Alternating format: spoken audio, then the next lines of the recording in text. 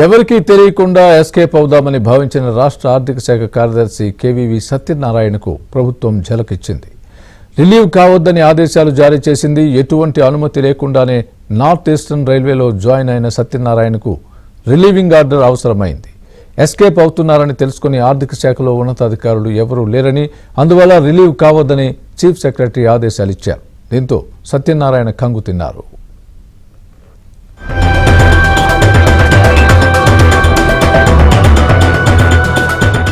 ఆర్థిక క్రమశిక్షణ రాహిత్యంతో పాటు జగన్ అస్మదీయులకు చేతిలో ఎముక లేకుండా బిల్లులు ఇచ్చేసి ఏకంగా సిఎఫ్ఎంఎస్ కు కూడా టోకరా వేసిన సత్యనారాయణ గప్చుప్ గా ఎస్కేప్ అవుదామనుకున్నారు.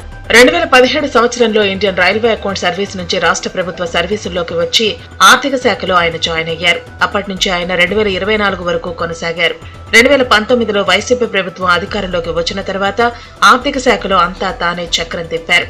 తాడేపల్లి ప్యాలెస్ నుంచి వచ్చిన ఆదేశాలకు అనుగుణంగా బిల్లులు ఇవ్వటం ప్రారంభించారు. ఫస్ట్ కమ్ ఫస్ట్ సర్వ్ పద్ధతిలో కాకుండా అస్మదీయులకు బిల్లులు ఇవ్వటం, చివరకు సిఎఫ్ఎంఎస్ ను కూడా విధ్వంసం చేయడంలో సత్యనారాయణదే కీలక పాత్ర అని ఆరోపణలు వినిపిస్తున్నాయి.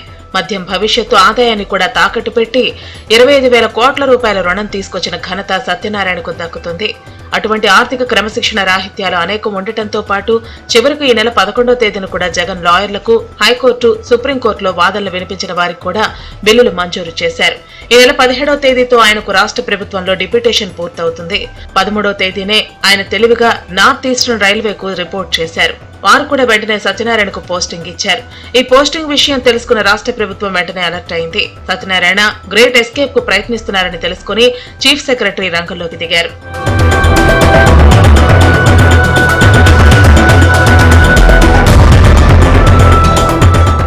ఆర్థిక శాఖ special chief secretary Shamsher Singh Rawat sick leave లో ఉండటంతో ఆర్థిక శాఖలో ఉన్నతాధికారులు ఎవరూ లేరని, అందువల్ల సత్యనారాయణ తిరిగి ఉత్తర్వులు ఇచ్చే వరకు రిలీవ్ కావద్దని రాష్ట్ర ప్రభుత్వ ప్రధాన కార్యదర్శి నీరబ్ కుమార్ ప్రసాద్ మెమో జారీ చేశారు.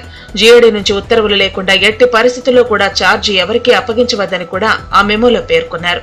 ఈ మెమోను కూడా సత్యనారాయణకు పంపారు. దీంతో సత్యనారాయణ ఎస్కేప్ అయ్యేందుకు చేసిన ప్రయత్నాలకు బ్రేక్ పడింది.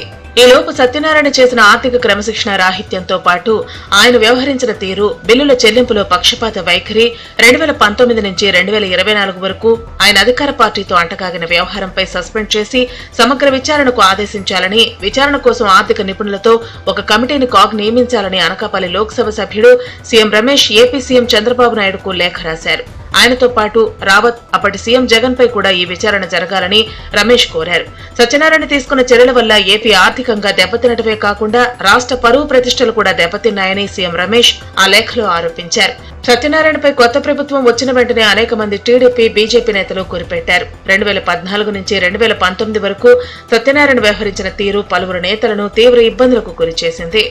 ఆయన ఆర్థిక అరాచకాలపై దర్యాప్తుకు కొత్త ప్రభుత్వం ఆదేశించే అవకాశం ఉందని చెబుతున్నారు.